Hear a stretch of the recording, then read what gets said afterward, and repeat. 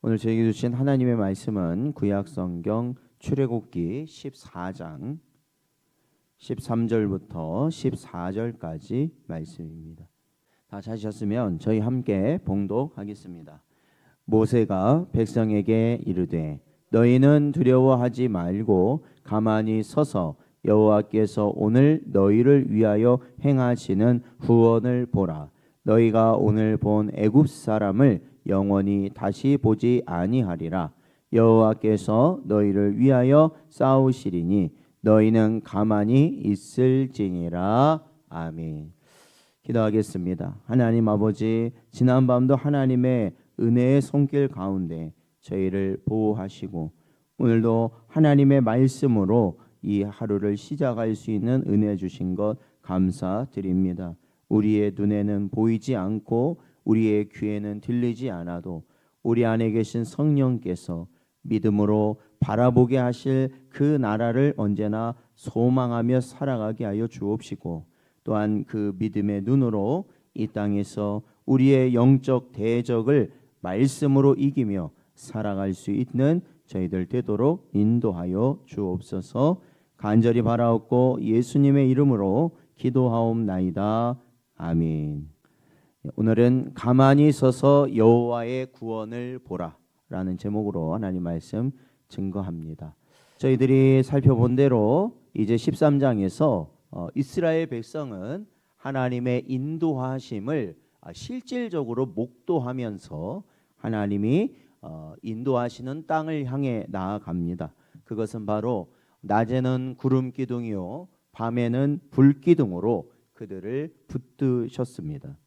그런데 하나님께서 그들을 인도하신 길은 바다 앞에 갇힌 막다른 골목인 비아히롯 앞이었다라고 성경은 말하고 있습니다. 그러니까 하나님의 인도하심을 따라 갔는데 어떻게 합니까? 형통한 길이 아니라 막다른 골목으로 가게 되었다라는 겁니다.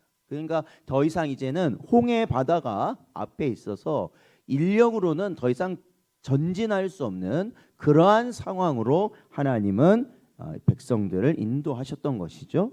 그래서 앞이 막혀서 야 이거 어떡하냐 이렇게 걱정하고 있는 그 찰나에 설상가상으로 마음을 돌이킨 바로가 최정예 병거 600대를 거느리고 맹렬히 추격해 오고 있었습니다. 그러니까 이것은 인간적인 눈으로 볼 때 어떻습니까?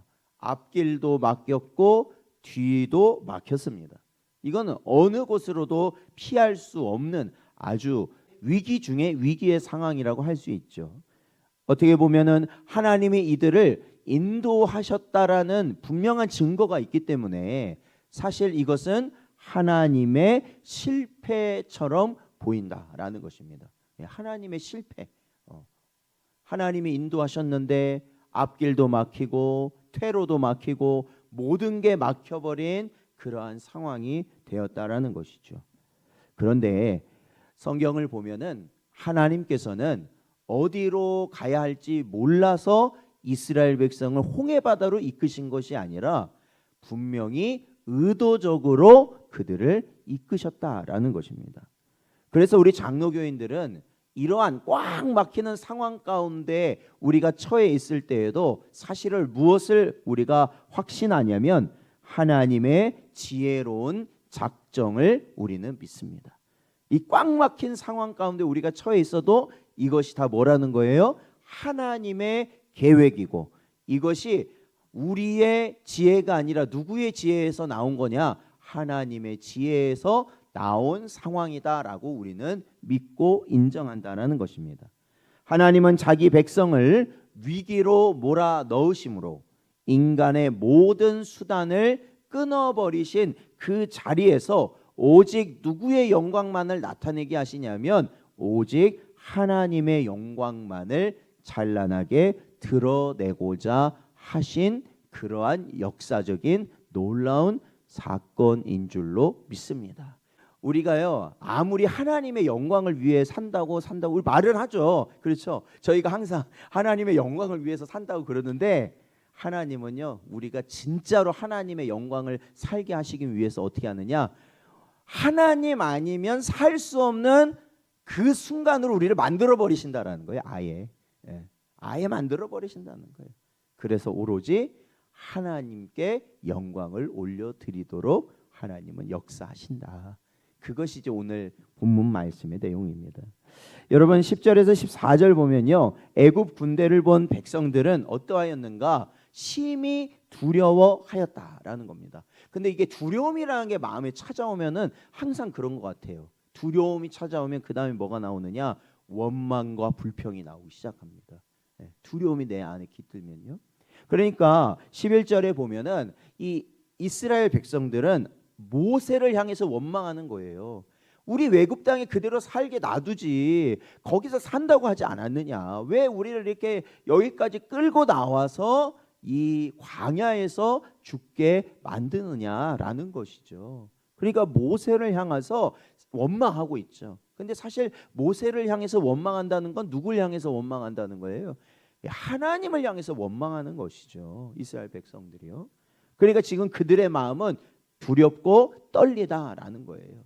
애굽의 군대에 의해서 우리는 다 죽게 생겼다라고 생각이 드는 거죠. 그러나 13절 오늘 본문 말씀을 보면 모세는 담대히 그들에게 선포합니다.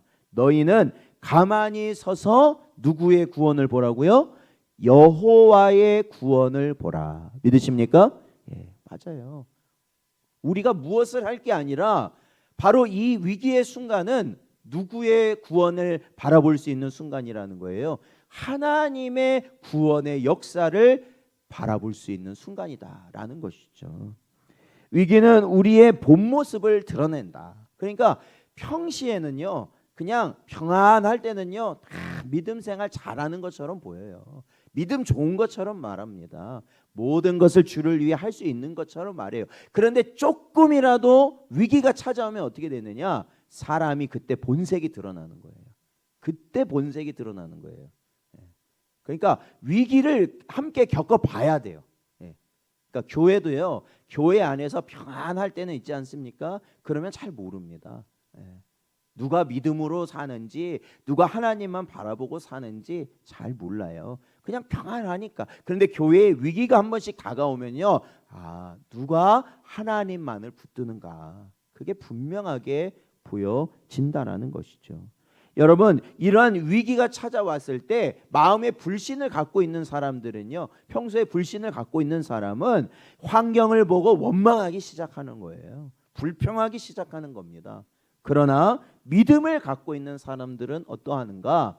믿음을 갖고 있는 사람들은 하나님의 약속을 붙들고 잠잠히 있게 되어 있다라는 것이에요.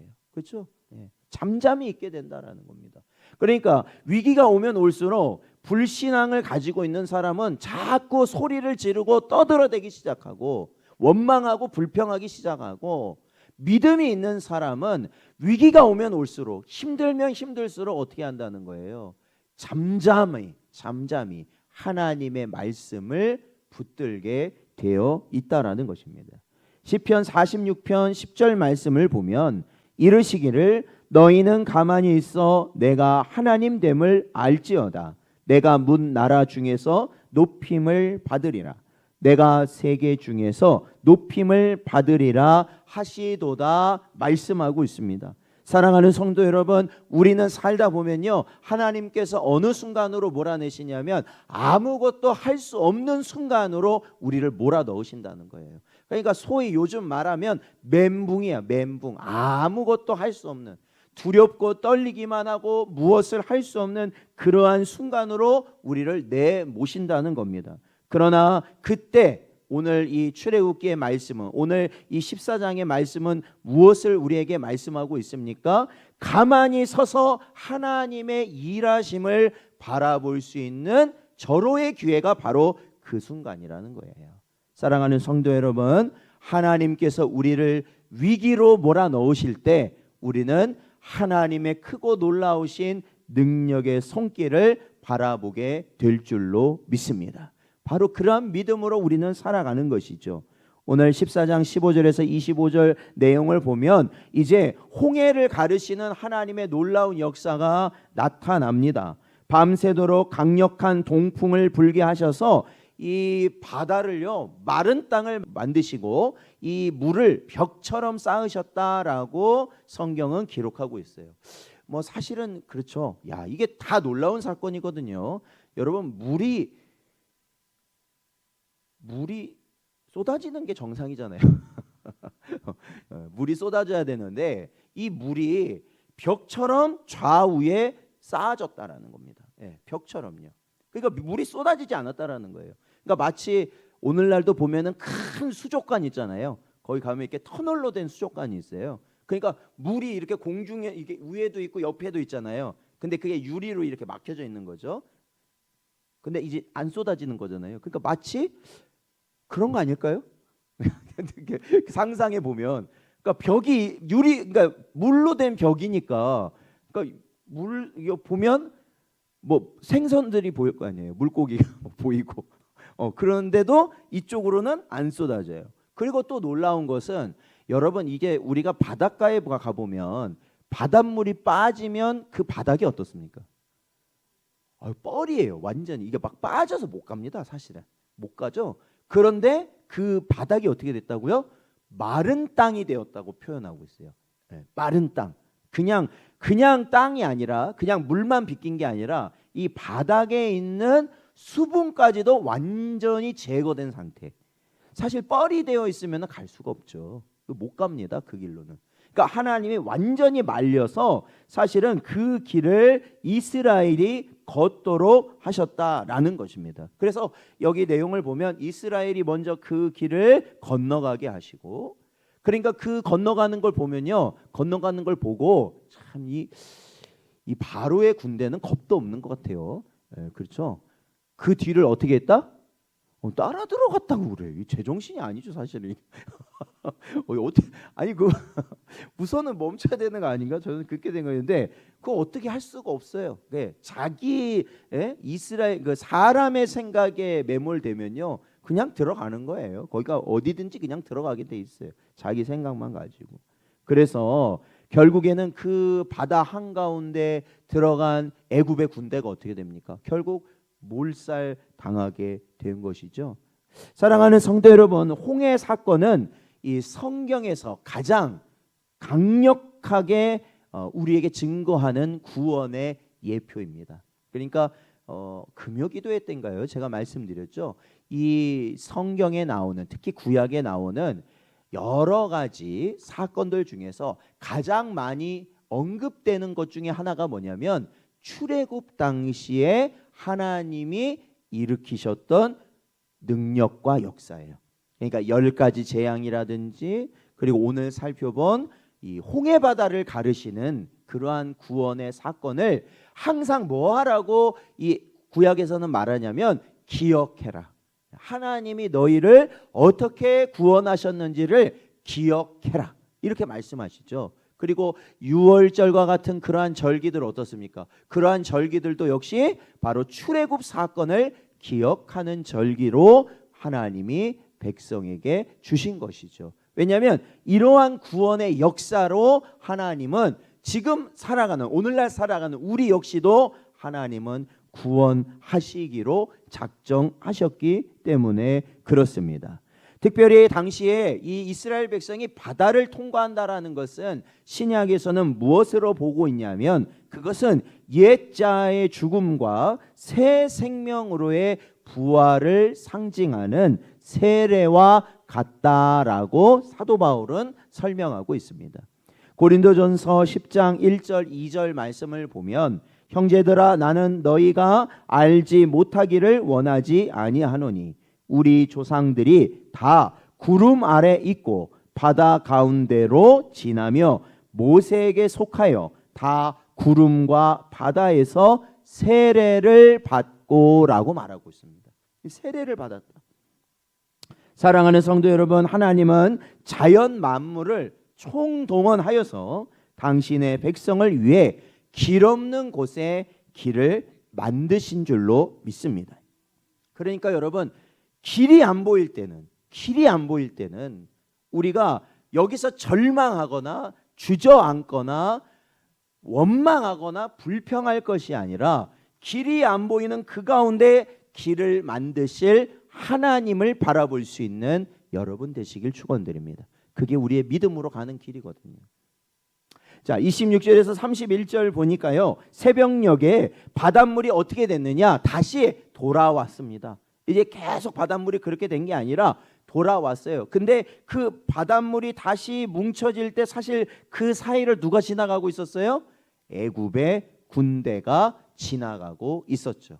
그래서 한 사람도 빠짐없이 다 어떻게 되었는가? 몰살되었다라고 기록하고 있습니다. 이스라엘은 바닷가에 널브러진 시체들을 보면서 누구를 경외하게 되었는가? 여호와 하나님을 경외하게 되었죠. 왜?